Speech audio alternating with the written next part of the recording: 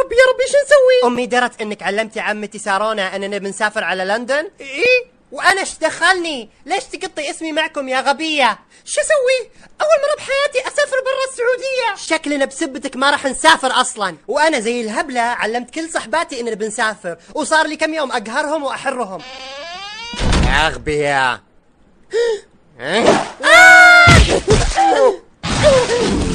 علمتوا عمتكم سارونا اننا بنسافر؟ تعرفون عليها عين صاروخي ارضي جوي. الحين اذا سافرنا بتطيح فينا الطيارة من عينها.